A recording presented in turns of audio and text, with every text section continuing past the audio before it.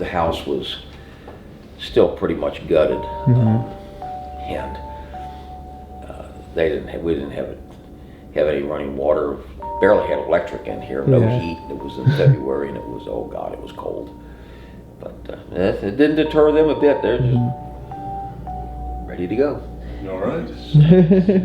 All right. Okay, so if you want to do a little quick tour. Sure. My name's Mike. I bought this house back in 2015.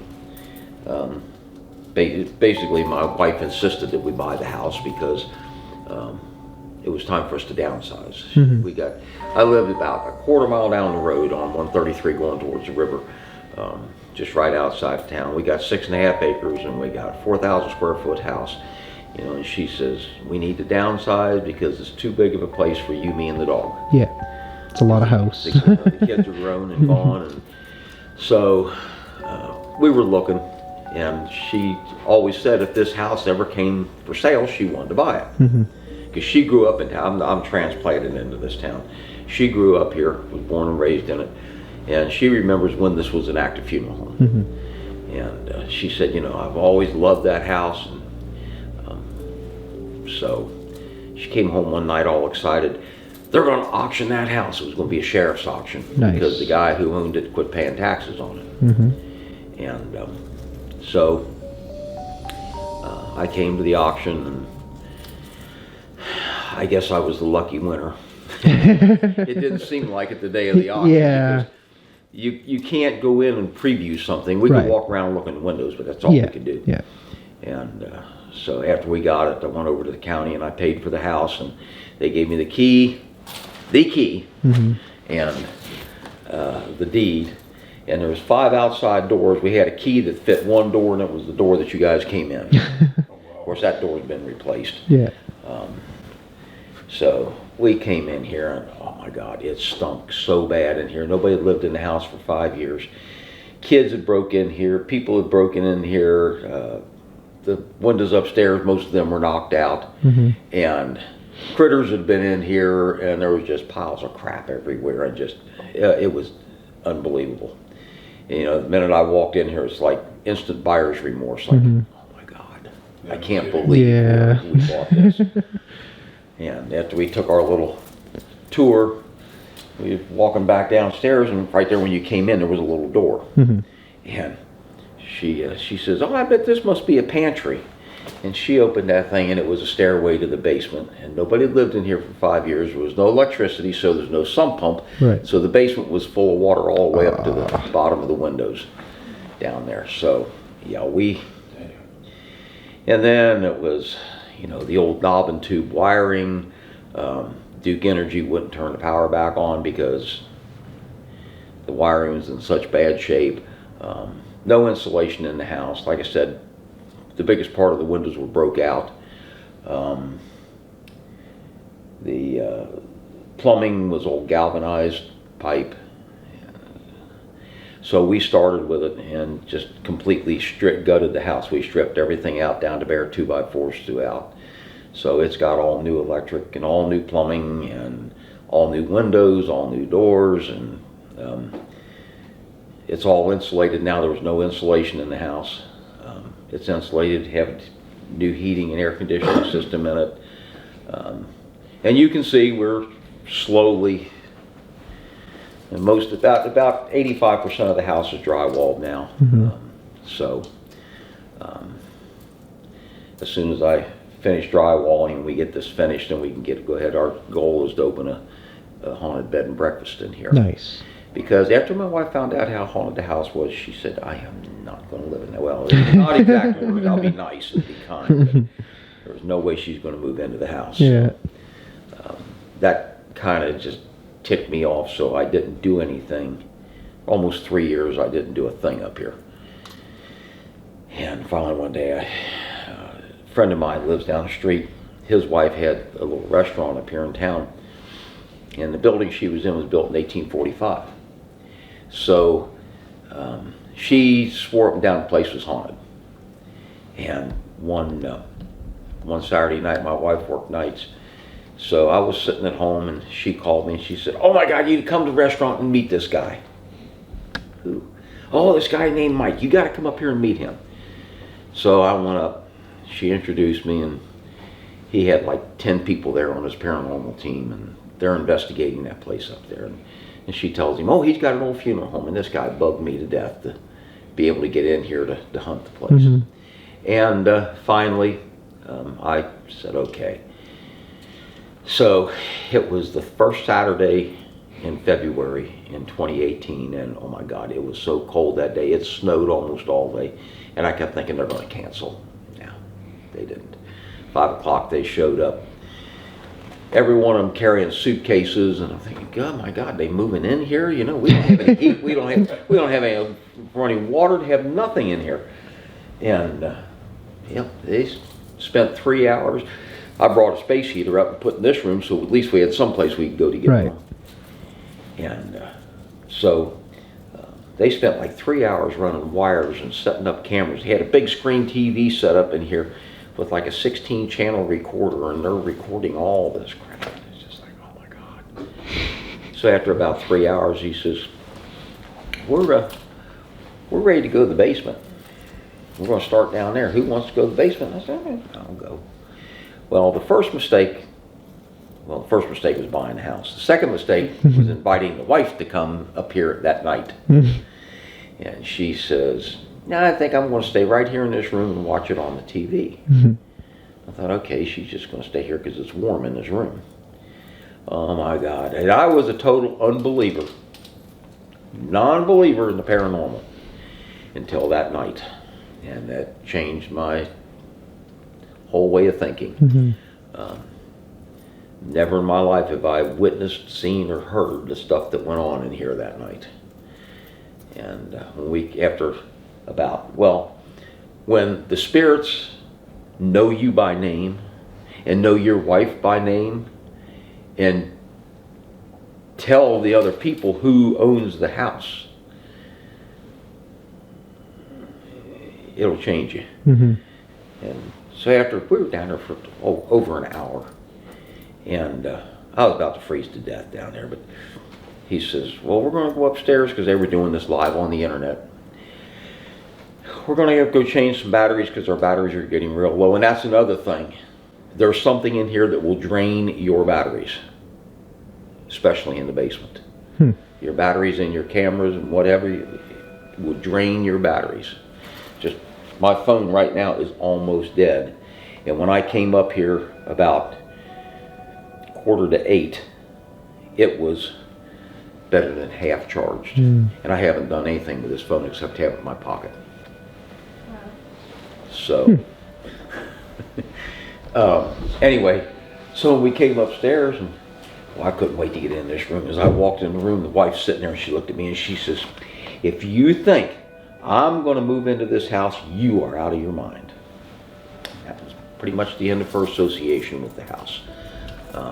She comes up and she takes care of the flowers and stuff outside, but she won't come in the house. A couple times she did come in, her personality would just change, just be totally different person. So the house was built in 1910 as a funeral home by a man by the name of Christopher Broadwell. He and his family lived here, and this was his business. When he was a teenager and going to school, his family had the original Broadwell funeral home, his dad, and they were at the other end of town. So after he graduated from high school, he was going to go to mortuary school and go into the family business. That's what he thought he was going to do. When he graduated mortuary school, his dad said, "You're not coming into the business. This is my business." So this lot right here was available. He bought the lot and he built the house. And then his family moved in here, and they operated the funeral home until 1944. In 1944, he was ready to retire. He'd been doing it for 34 years, so he was ready to retire. He sold it to a man by the name of Carl Gwatney, and Gwatney ran it until 1966. When he wanted to retire, or I'm sorry, 1976, when he wanted to retire. But he couldn't find anybody to buy the property or the business, because right catty corner to the back is the current funeral home. So there was that funeral home, and there was another one called Brannock's. So there was 3 funeral homes in the town of 1,000 residents. Right. So nobody would buy the business. So finally he just closed up, retired, sold the property, and he moved away. And the man who was the lockmaster for the dam down on the Ohio River, Woodrow Walden, him and his wife bought the house, and they moved in here, and it was their private residence. And I think it was 1989, she had a stroke and went to a nursing home. He died not too long after. He died upstairs in the back bedroom. I think he was in his early 90s. So, you know, it was just a natural death. Their son took over the property. He ran it as his rental property. He lived in Maysville, Kentucky, and he had a lot of rental property. So he just put it in his portfolio of rental property. There was some people by the name of Henning that rented it. And they rented it almost 20 years. They lived here. But James Walden, he was kind of a absentee landlord. If something broke, you want it fixed, you fixed it yourself, otherwise it stayed broke. Right. Dan and Tammy, they had a business here. That garage out there, it has a center dividing wall down. And the reason why that garage is so big was back in the early days, they didn't have ready-made caskets like they have now.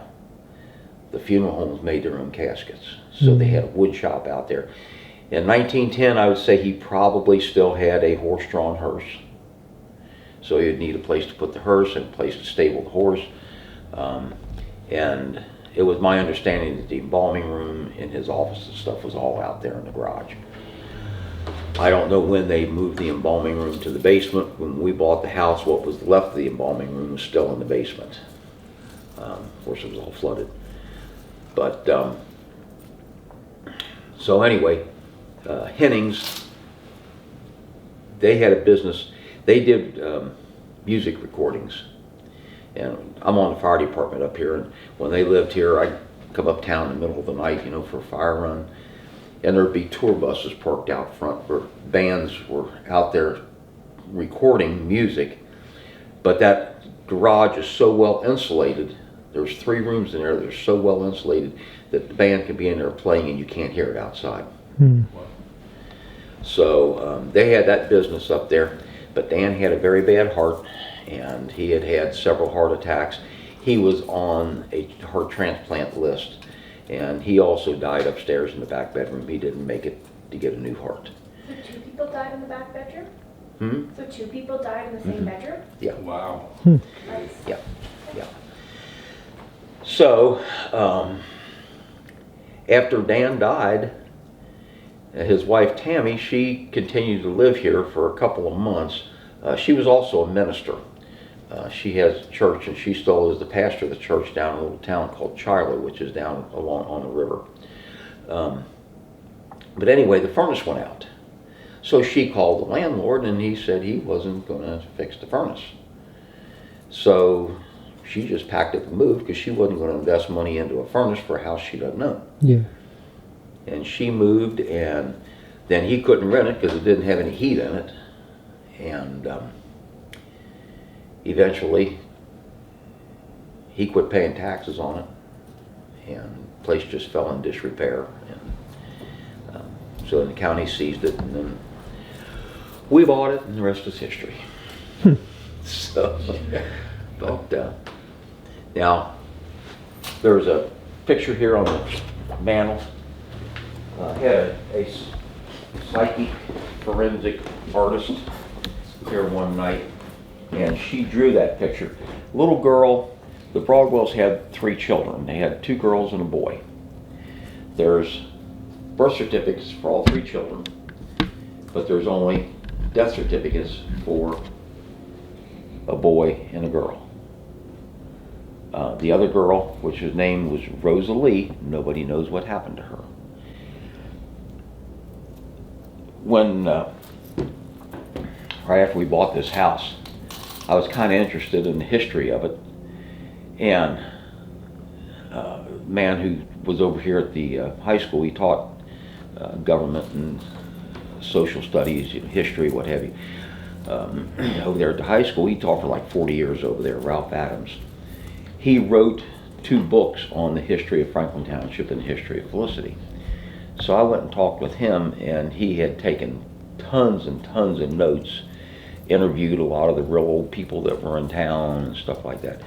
So a lot of the people, and then there's in the one book, there's a little segment about this house and the people who owned it and lived here and worked in it.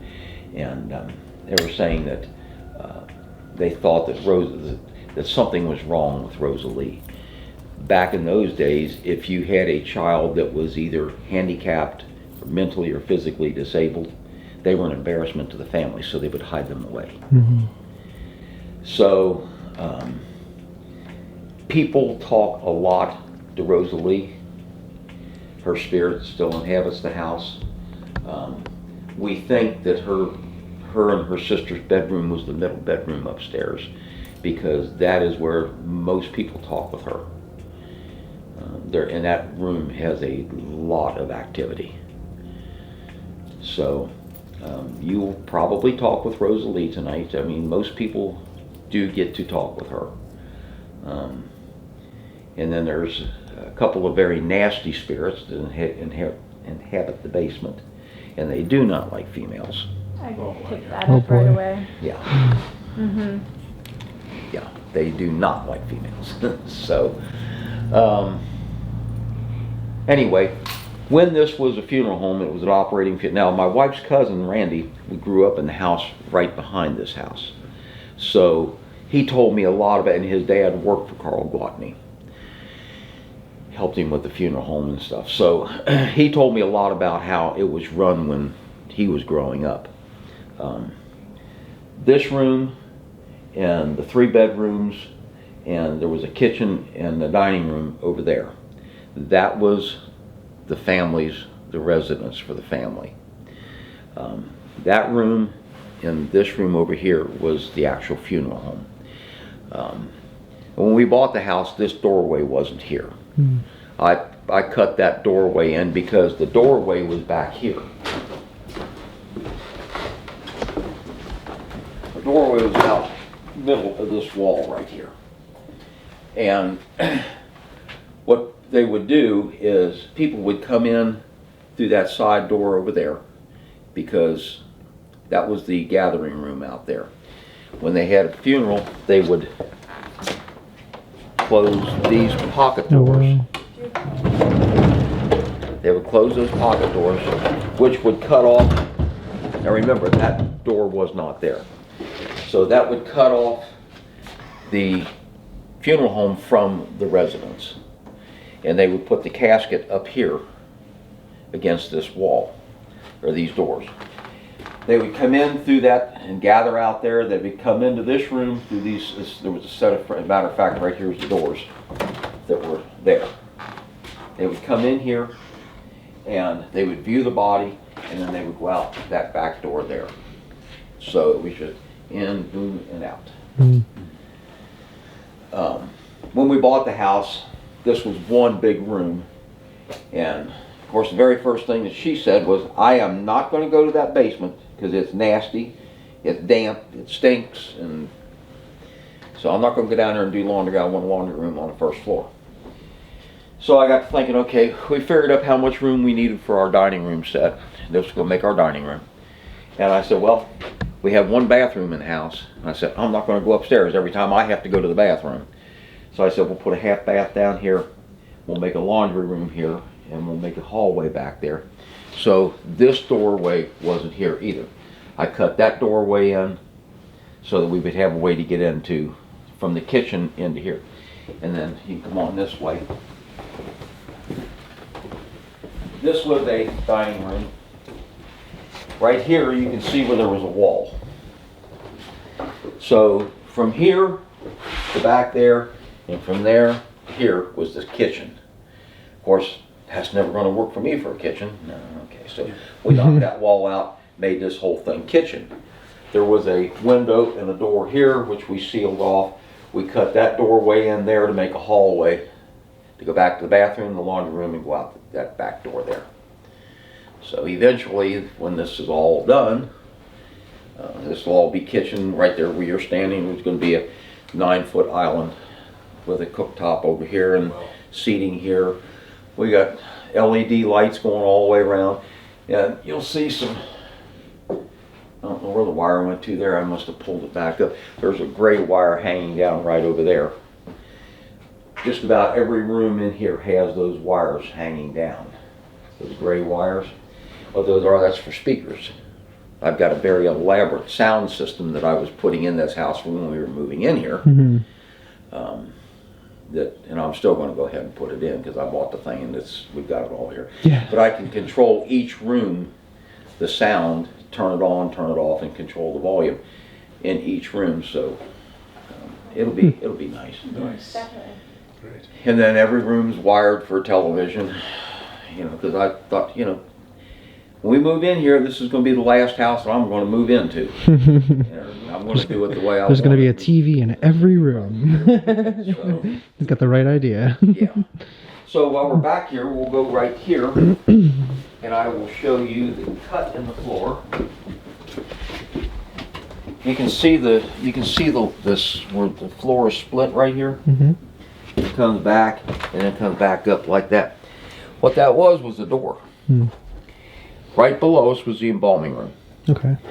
Up in the ceiling, I've covered it over now, but there was a place where there was a block and tackle hooked up in the ceiling. Okay.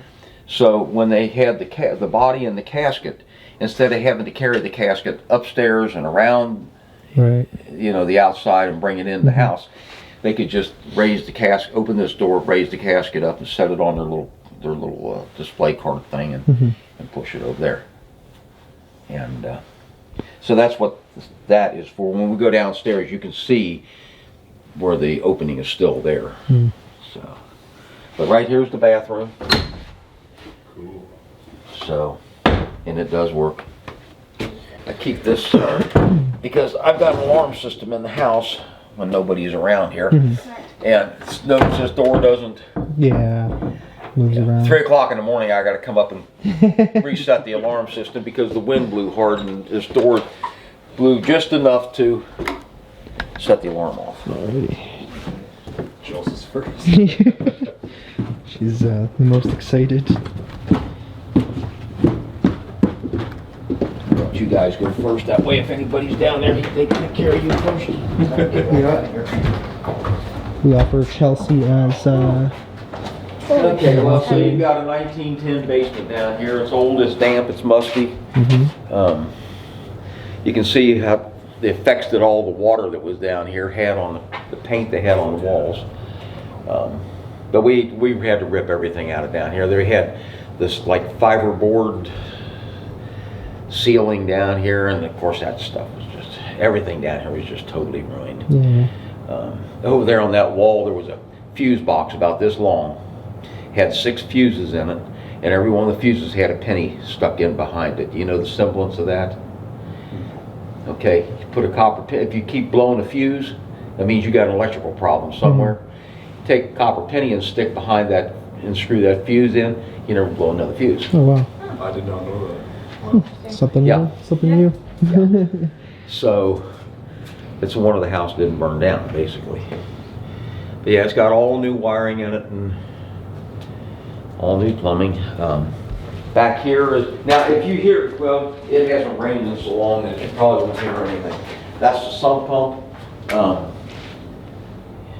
I doubt it. I don't see any water running in it, so it probably won't come on. One night I forgot to tell people about the sump pump, and that thing came on and scared it. It was a bunch of ladies and scared them to death. This thing, the pipe here, I've just got to temporarily run outside. I've got an old well back there that I'm going to run the pipe into, and then I'm going to put a deep well pump in that, and all the outside spigots I'm gonna hook into that well so that when she's watering flowers, I don't have to pay sewer tax on water that I'm pumping into the ground. But that thing, if it does come on, when it shuts off, that pipe will rattle a little bit. Okay, good to know. Yeah. This is where the embalming room was, right here. You can see the outline. So this was the embalming room. There was a big 3-bowl cast iron sink here, and there was a big cast iron drain table that ran along this wall that was on an angle. Of course, when we tore all that out, I had to tear the wall. I had to tear all this room completely out because the water had just ruined everything. But I wish now that I still had the drain sink and this, or drain table and this, because at the time we didn't have any idea what we had. And, you know, what am I going to do with this thing? Just get it. It took 6 of us to carry that thing out of the basement. It was so heavy. Wow. Yeah. And it's in a scrapyard somewhere. It's probably made into something else already. But anyway, this was where the embalming room. Right there was. I showed you where the doorway was cut upstairs. That's it right there. The embalming table sat right here. So when they put the body in the casket, boom, it went up. Should we be cautious about being down here with the spirits? Do what? Should we be like cautious about being down here with the spirits, or? As long as you don't provoke them. What kind of things do they do? What activity do you have down here? Well, I've had people physically get ill. I mean, very ill. To where they had to be helped out of here, passed out, carried up. They had been carried upstairs. They get them outside. They're fine. Was it a male or female? Females. Had people physically be slapped to where it leaves a mark on their face. Female? Pinched to where the left welts on their arms or Alright. body parts that were pinched. Yeah. And I had a group here. Love to tell this story because I think it's so funny. But had a group here one night. Yeah, they'd only been messing around with paranormal for a couple of months. So it was husband and wife, son and daughter-in-law. So I gave them the tour and told them, like I tell everybody, you know, you rented the house for the night, stay as long as you like. When you're done, turn out all the lights and lock the door on your way out. That's all I ask. Okay. And I said, upstairs on the table is my phone number. If you have a problem, call me. So I went home. It was on Saturday. I've been up here drywalling all day. I was tired. So I went home and I took me a shower. The wife was at work. And I've got a bunch of antique cars, and I get some antique car magazines. And one of the magazines, it comes out there, and I thought, oh, I'm going to lay here on the bed and watch it and look at the magazine. The dog gets up there with me, and she's on. And I've been home about 40, 45 minutes. My phone dings. Austin.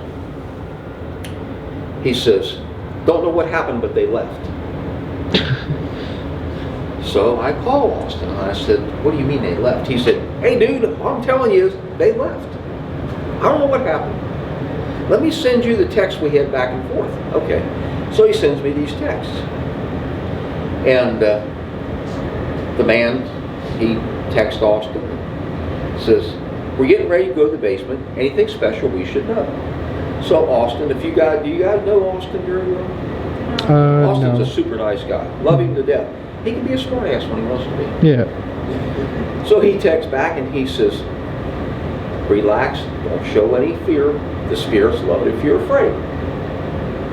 And about 10 minutes went by before the next text back to Austin came, and it says, well, we hope the spirits like the smell of shit because our pants are full and we are out of here. Wow. I better go check the house and see what's going on. So I get up and I get dressed. I come up here, that side door standing wide open. All the lights in the house are on, and they're gone. Their vehicle's gone, they are gone. So I come in, they left their equipment. All their stuff's still sitting there. So I get a tub and I walked all around. I picked up all the stuff and put it in the tub, and I thought they're going to want this back. So about 3-4 weeks went by. I had a group here one night. It was another Saturday night. Austin, he texted me and he said they're going to come back from Maysville and pick up their equipment. Okay, I said I'll stay here till they get here. So when they got here, I said, "Hey, you guys want to tell me what happened up here that night?" The guy said, "No, I don't want to talk about it." So the wife says, "Well, I got a video of it." Okay, let me see the video. She's standing just about where you are with her camera. With her camera facing this way. Now, he's moved right over there. The son is sitting right here on this plastic bucket. He's sitting on that wooden chair over here. So the video starts and he tells, looking into the camera, tells where they're at, what they're doing.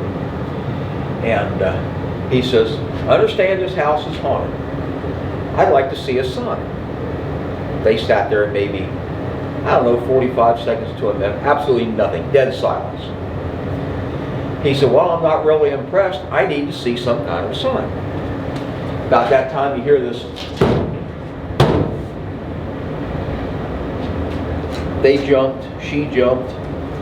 He says, gets his composure back, looks back at the camera, and he says, "Well," he said, "that was something, but I really need to see a real sign." And about that time, it was like, and that kid hit the floor with a vengeance. Oh, wow. And that was the end of the video and the end of them being here. Wow, okay. And I mean, that bucket went just about the way I kicked it. That kid, he hit that thorn. I know it had to hurt. All right, well, Going for a treat. That's comforting. So, that room over there, originally, when this house was originally built, that was a coal bin, because they had a coal-fired furnace in there. And then after they got rid of the coal furnace, they went to a fuel oil furnace. There's 3 250-gallon oil tanks in there that I haven't figured out how I'm going to get out of the basement yet. But anyway, that room supposedly is one of the evil spirits that I have been told by numerous people is Carl Gwatney, the second one. And apparently Mr. Gwatney was the type of person who liked to do nasty things to female bodies down here. So anyway, been told by numerous people that they have made contact with that spirit in there, and he is very disgruntled, he is very nasty. And this crawl space right here, you can go in there if you want to. It's all you, Chels. No, I wouldn't. I've had people in there. That's where some of the guys have been hit, punched. Supposedly, the spirit that lives in there calls himself one or the evil one. So, I don't know. I don't go in there. Don't blame you. I stay out of there. Yeah. Something weird too, so I'm a medium, and something weird on our way here, I got like a vision of someone sitting in a green chair, a man tapping their foot saying, "I'm waiting for you," and it's like identical to a green chair. Oh, weird. Oh, green chair. As soon as I walked down, I was like, okay, and it's a man who just was sitting, just tapping his foot, just saying, "I'm waiting for you." What was his name? The guy who was here, what was his name? Carl. Okay. We had some people here one night, and they were, I forget where they were from, but anyway, I was telling them about the spirits down here. Oh, we're not afraid of any of the spirits, blah, blah, blah, blah, blah. It was just a man and a woman. About 11 o'clock, they texted me and they said, "We met the evil one in the basement." So I texted back and I said, "Okay, what happened?" And she said, "We were told to get out of his basement." what did you do? She said, we're still, or he would kill us. And I said, so what did you do? She said, we're still alive, aren't we? So I take it that they went back upstairs and did not come back down here the rest of the night. But C.J. Faison, have you heard of him? Mm-hmm. Him and his group were here one night, and we were standing in here, and we were standing around just talking, and all of a sudden one of the guys just lunged forward and just about fell. And CJ said, "You have a little too much to drink tonight, or what?" And he said, "Something just pushed me hard." And then it was back in the first part of the summer. Had a group of nurses here. They were from Dayton, and there was 8 of them. And one of them had hair, I mean, it was down here. And we were standing upstairs talking, and she just kept fidgeting. And I said, "Is something wrong?" She said, "They will not leave my hair alone." Yeah. So we came downstairs, and it's one of those times, you know, those Kodak moments when you should have a camera and you don't have.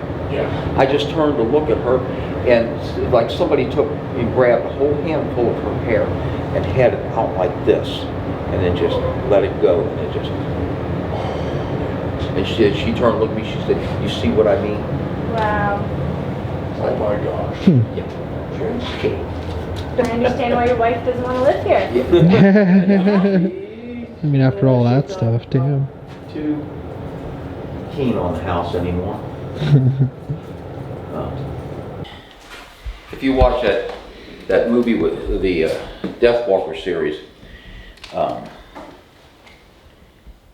Nick sets up an experiment in here, and about the center of this window to about the center of that window, he had these 2 posts that were about that high. They were like 1-inch square steel, and they were welded to an 8-inch piece of flat metal. No way they're going to fall over. He had a real thin copper wire, ran from one to the other, and then it went downstairs. He ran all the way downstairs to his REM pod. So we were downstairs, sitting down there talking, and all of a sudden we just heard this thud. And they're like, "What was that?" I said, "I don't know what it was. Whatever it was upstairs." So we came up, and the one over there was actually laying down this way on the floor. Whoa.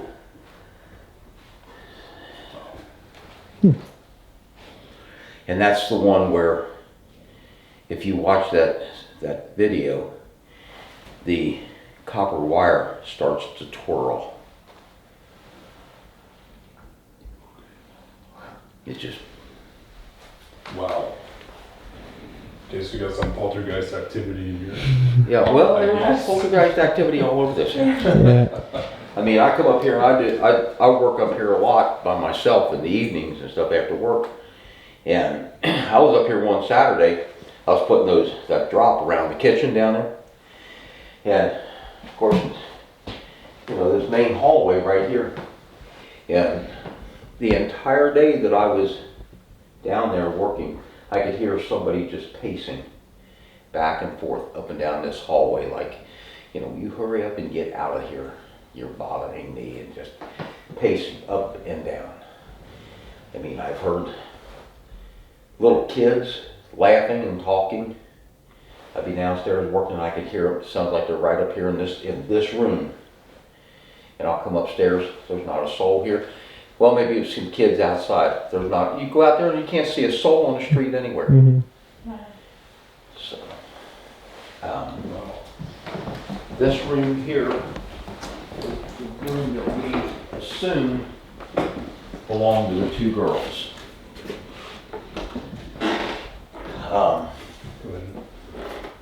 This closet, about a year ago in March, we had a really bad storm come through and it ripped part of the roof off the house. So I had to have a new roof put on, but this room here, it ripped a lot of the roof off, so I had to tear the drywall and the insulation back out. I just never got back up here to put it back up yet. But this closet, I don't know what's in there. I personally never felt anything, but my dog, when I bring her up here, she comes, makes a beeline right up those stairs, and she'll get right here and stand there and look in that closet. All the fur on her back just bristles up, and she stands there and just growls. Wow. Okay. I mean, this has been now going on for 3 years. And she does it every single time? Oh yeah, every time I bring her up here. Oh well, last couple of times she was chasing a deer in the backyard and tore her ACL. Oh, poor baby. So she had to have surgery. So right now she can't do stairs. But if I bring her up here, she'll stand down there at the bottom of the stairs and just whine. She wants to come up here. No. But I mean, she's not a dog that growls or barks at anybody. And it just, you know, the night that she first did that, it kind of scared me a little bit, because I thought, what in the world's going on in that closet? And she just would not leave it. And I've had people tell me that when they walk in that closet, they feel an evil presence. It's focusing on a person standing right in the closet. Whoa. See that? Now it's gone. But this one, like I said, this room here has a lot of activity. Okay. Of all three of the bedrooms, this has the most activity. And it's little children activity. So, the very first night that they were here, when Mike Ring's group was here, they had a Boo Bear set up here. Mm-hmm. And we were all sitting in the room after we come up from the basement, half froze to death, and we were sitting down there warming up. And you could hear the Boo Bear talking, and he had motion sensors set up here, and he had a beam across this doorway, and just all of a sudden the motion sensor started going off. The camera down there that was on this, I think he had it set up over there and it was kind of facing this way. The camera, all of a sudden, it went to detecting motion. It came up with a red M on it. It said motion. And something else happened. But then that all happened just instantaneously, simultaneously. And you heard this little kid just hysterically laughing. And then you heard like little kid running. And it's here and then like down that hallway. And just laughing like crazy. That's crazy. So.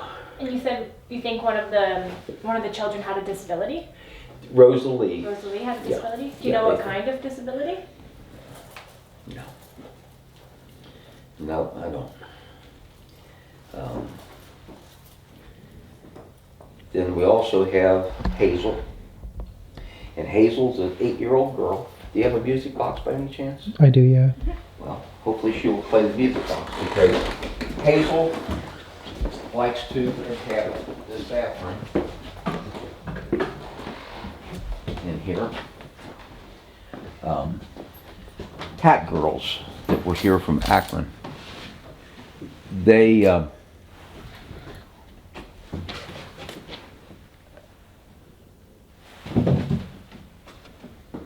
What? had a crowbar hanging here Saturday. Nobody's been in this house since Saturday. Right here? It was just hanging, Yeah, I don't and it's not see here any. now. There's a little creepy doll right there. A crowbar, a big one, Yeah. about that long. Yeah, Keep an because eye I've on been it. using it in here, because when I put that, trying to jack that wall around, and when I got done with it, I just hung it right here, and it's been hanging here. Oh my I god. don't see it. Anyway, she put the music box in here, and Hazel was infatuated with the music box, and she would turn it on and turn it off at her command. Hmm. That's cool. So, Wow. Jeez. And then this is the bedroom back here where 2 people that we know have passed away in. Other than that, not really a whole lot goes on in this room, other than one night I came up here. This was year before last, and it was in January, and it was extremely cold that night. And I had a group up here, and I'm walking down through here, and just, you know, I'm just bebopping down talking, and I just walked in like this, reached over and flipped the light on, and as soon as I stepped in, this woman, she yelled at me to stop. So I did. I turned around, I said, what? And she says, get out of that room. Why? She says, there's nothing but pure evil in there. Get out of that room. So as I started to back up, I looked up, and both of those windows were just crawling with flies. Oh, weird. There had to be at least 1 million flies in each one of those windows. Just this, you could not see out the windows. And if you look, I never did wash the windows since that night. Look at all this on those windows. Mm. That's all from all those flies that night. And they all just left all of a sudden? I don't know how they got here because, like I said, it was below 0 that night. And the next day on Saturday, usually the next day I stop in and I make sure that all the trash is picked up and, you know, blah, blah, blah. And I thought, well, I'm going to have to go up there and clean up a bunch of dead flies or something. I came up here, there wasn't a fly anywhere. No dead ones, no live ones, nothing. I don't know where they came from, and I don't know where they went. Mm-hmm. And this light will take fits to where it flashes, like it's giving out a Morse code. Yeah. Boop, boop, boop, boop, boop, boop, boop, boop. I've had the electrician check that thing. He's put a new fixture up there. We got new bulb in there. This light and the one down there in the hallway. And I have no idea. I'm totally clueless. And so is he. So, but this room, we were going to, all 3 of the bedrooms are the same size. They're all 12 by 15. This one had 2 of these big closets. I mean, this closet's huge, just like the other. But we decided that we would take one of the closets and make a master bathroom out of it. So that's what we're doing in here. We're going to have a shower and a commode and a vanity and stuff. But when Wraith Chasers were here that night, they have a big following that follows them wherever they go. And they had like 30 people came with them. So I'm giving them a tour. And we were in that middle bedroom, and I said something about Rosalie, and this gentleman says, well, I've already talked with her tonight. Oh, really? Yeah. Do you know where her hiding place was? And I said, not a clue. Let me show you. Walks right in here, comes right now if you walk in here. He says, I know it's not here now, but there was a little closet built within a closet right here in this corner. And I said, yeah, I tore that out. I said, I thought maybe it was a place where they kept a safe. Yeah. Being a business, you know. He said, no, that was her hiding spot. Now, how would he know that? Yeah. That was there? So. Incredible.